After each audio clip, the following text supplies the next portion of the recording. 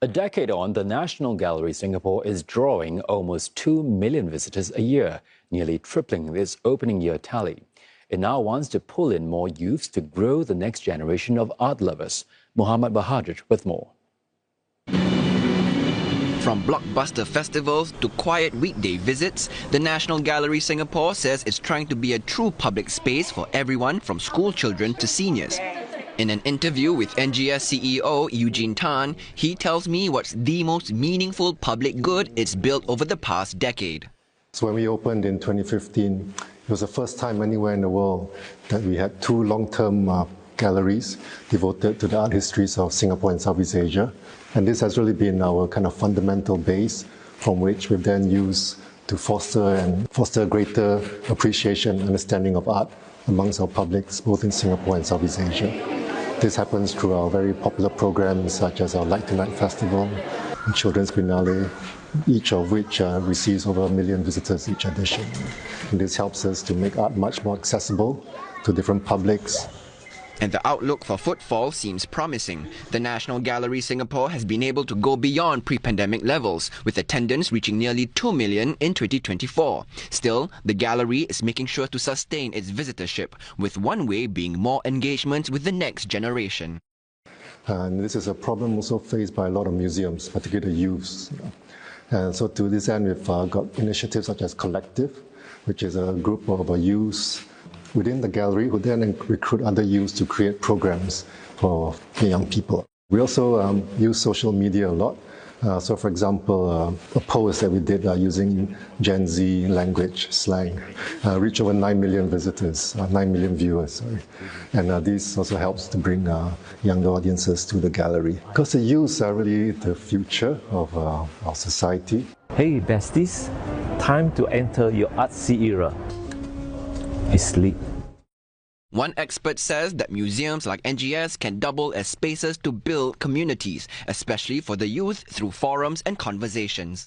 The youth are bringing their concerns, but also their creativity and criticality into the museum.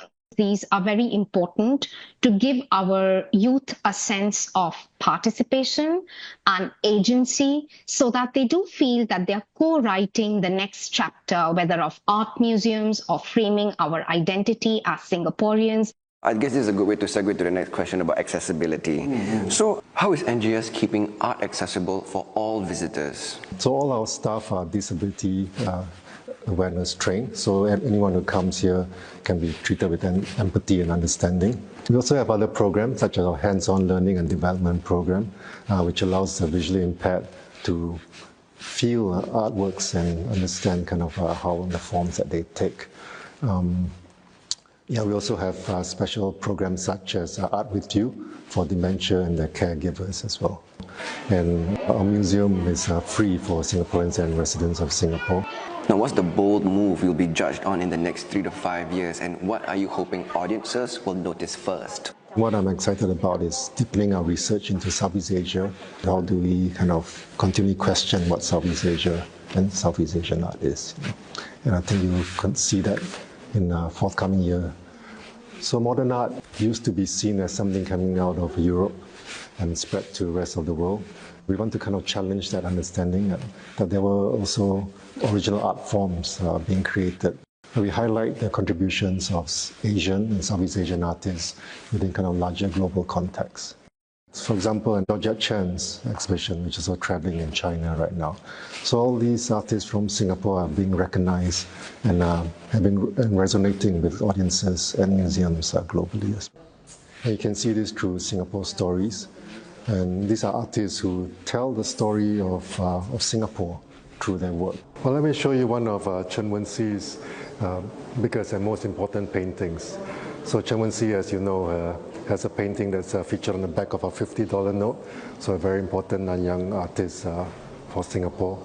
And this particular work is one of his largest. It was commissioned by the CPF in 1977. So this is in his kind of well-known Lingnan style of Chinese painting.